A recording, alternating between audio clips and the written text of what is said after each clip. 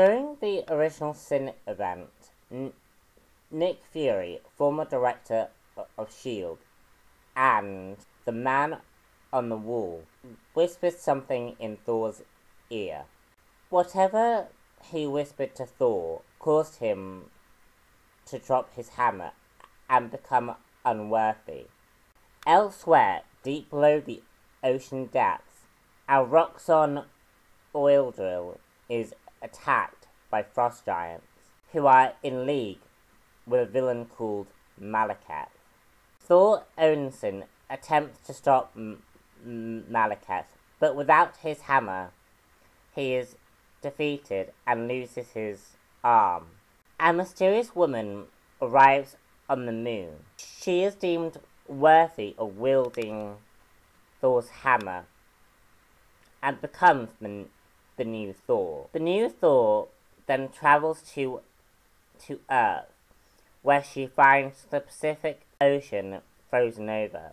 As Lady Thor fights her way upwards, a few frost giants break into the Roxxon Corporation, seeking an artifact of great power. A man named Dario Agger, president of Roxxon, escapes to the basement, where he soon finds frost giants and prepares to attack them, only to have Lady Thor appear. Agger escapes, causing Lady Thor to be separated from her hammer, where she is forced to take on frost giants and Malekith. As Malekith leaves the frost giants to take on Thor, he fights Dario Agger, who is revealed to be a Minotaur. As Lady Thor desperately calls upon her hammer and fights the frost giants, the hammer finally reaches her hand, and she defeats the frost giants. Dario Agger and Malekith find the skull of Laufey, only for Lady Thor to destroy the skull.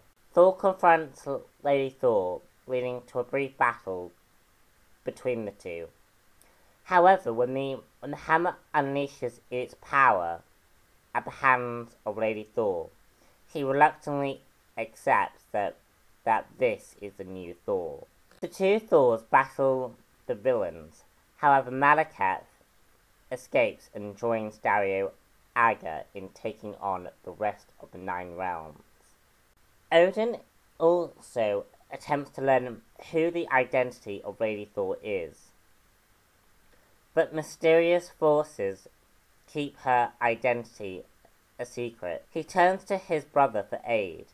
Thor Odinson, meanwhile, tries to find out who this new Thor is. Will Thor be able to find out the new identity of Thor? And who is this new Thor?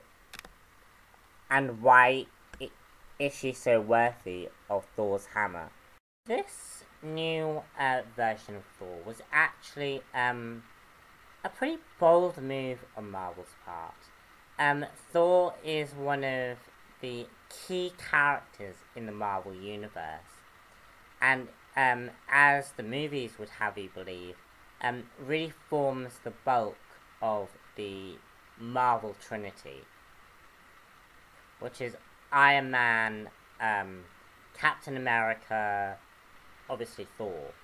And obviously Thor as a character is a major character in the Marvel movies, major character just in general really. Thor is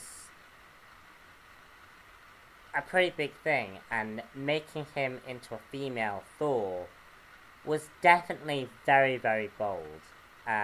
And I personally, reading this story, actually kind of thought, wow, this is Marvel generally making just a bold, just going in a bold direction, making a new version of Thor. But then you have to really think about it in terms of the fact that, is this story just a publicity stunt? Is all of this just for the movies? Like, is Lady Thor or as we now know her to be, spoilers by the way, Jane Foster. Is all of this just for the Thor movie? Like, is Jane Foster supposed to pick up the hammer in one of the Thor movies? And unfortunately, the vibe I kind of get from this is that that's what this story was. That it wasn't Marvel going, here's a female Thor. This is going to be the new face of Marvel's version of Thor. We're gonna put the actual Thor, Odin's son, into a new direction, which has kind of got lost somewhere within Secret Wars. And we're basically gonna have this new version of Lady Thor become a very iconic character, like with the Falcon Captain America, with Falcon being like the Black Captain America. You know, Marvel was making these really bold statements and really trying to do something interesting with their universe and create diversity and interest in these new characters. My biggest fear is that all this is just Marvel's way of doing a publicity stunt. Other than obviously the movie qualms about this character, I definitely had to admit Jane Foster makes a great Thor. I think honestly, I do think she gets off a little bit too easy. Like, there are a couple of places where characters just throw their hands in the air and just say, you know, you're First Lady Thor, we respect you, we give in. And I don't feel as if Lady Thor has really proved herself as a character, and that Jane Foster deserves to be in the role of Lady Thor. But what it does is it does basically create a very interesting character, even if it's just for a while. What it basically does for Thor Odinson is that it basically makes Jane Foster into this really special character. I have never read Thor in my life, and I didn't even know that Jane Foster had cancer. And cancer is obviously a very personal thing in my family. And the fact that this, you know, what people would perceive as a very weak character, as this sort of frail, dying Jane Foster, actually becomes one of the most compelling. Actually takes what would be perceived as a problem and makes it into a solution. See, she becomes a superhero who, yes, is dying, but is choosing to live each day trying to do good, trying to help those in need. And I think that's one of the most powerful aspects that you can take away from this story arc. And Jane Foster, to me, is the goddess of thunder. And I do think the way this story had developed was really, really good. And whilst we do get some moments, like we have a very whiny Thor, obviously the movie aspects as well, we get an Odin who is quite villainous, we do generally get an amazing character underneath all of that. It's also interesting, as another little side plot to the story, we do have this very interesting view between how Asgard perceives each other's genders.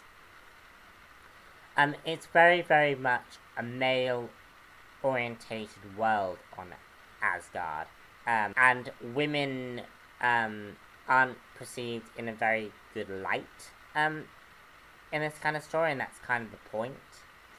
Like, women are very much treated as, oh, you're a woman, you can't do this. And Frigga, or Frigga, or however you say it, Thor's mother, basically, has tried to do her best to change that opinion. We know from Guardians of the Galaxy, Volume 1 of Marvel now, as well as a story called Journey into Mystery, that Thor's mother is basically was trying to change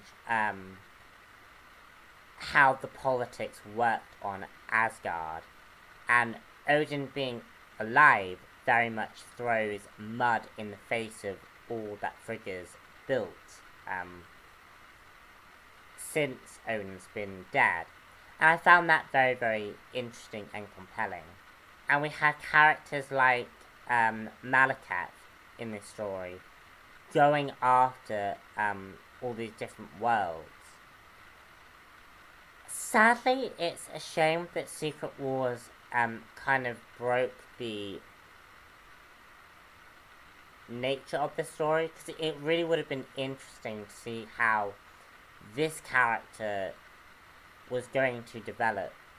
But because Secret Wars has sort of taken so long, it's sort of, unfortunately, it's made this story kind of